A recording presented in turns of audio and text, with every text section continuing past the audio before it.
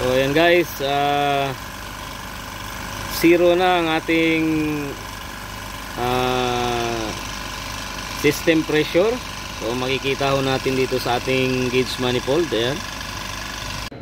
Good morning mga ka-HVAC. So ito guys, meron tayong gagawing reclaim ng refrigerant o recovery ng refrigerant ngayong umaga. So sinet up na natin guys yung ating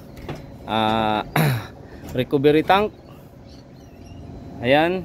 So ang color coding lagi ng recovery tank natin ay color yellow.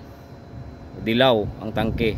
So sa color coding pa lang makikita na natin o ma-identify na natin na itong tangke na to ay para sa reclaim o recovery tank. So ito na yung recovery machine natin. So ayan, ProSet yung brand. So maganda yung tsura nito guys, ano? Kung unang tingin mo parang vacuum pump lang. Ayan. So parang akala mo vacuum pump siya, pero pang recovery po ito. So ayan, i-set up natin mamaya. Kukunin ko lang yung adapter ng ating tangke. Kasi wala yung adapter natin, ano? So lalagyan pa natin ng adapter to.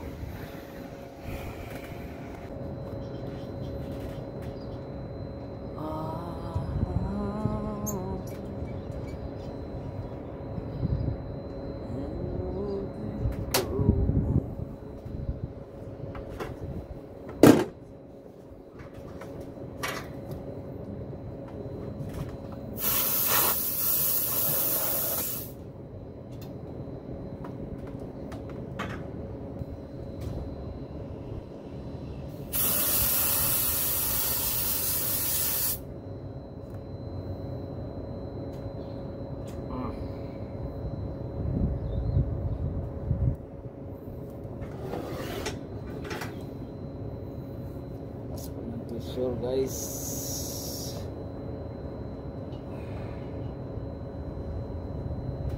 kulang na lang ng isang fittings. Kunin pa natin yung isang fittings. Kulang tayo isang fittings para dito sa recovery. Iba kasi ang size nitong nasa recovery. Mga fittings dito maliit, siya maluwag. Yung fittings natin guys, yan, bago. Okay na. Kakabit na natin to para mapagana natin tong recovery, para makapag-recover na tayo, tapos makapag-kapi. Ayan, sit.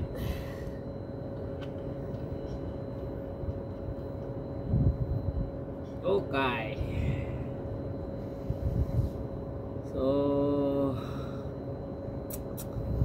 bukas na to. Ito bukas. Buksan na natin. Bukas parts tayo dito. Okay. So ayan na guys, umandar na yung ating recovery pump. So mag-i-start na siya magre-recover. Antay na lang natin na maubos yung laman ng ating system. So tinitingnan lang natin kung sinisigurado natin na bukas yung mga valve at walang mga singaw. So bukas, bukas.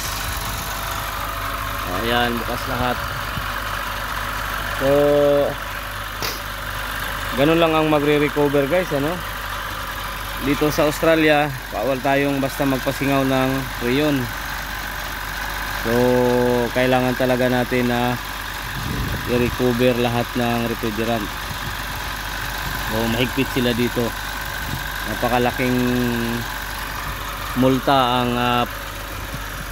mumulta ng kumpanya nyo pagka nalaman na nagpasingaw kayo ng o nagtapon kayo ng preyon. So ayan guys, zero na ang ating system pressure. So makikita ho natin dito sa ating gauge manifold. Ayan. So yan ay almost zero na yan. So kunting-kunti na lang, isang guhit na lang yan.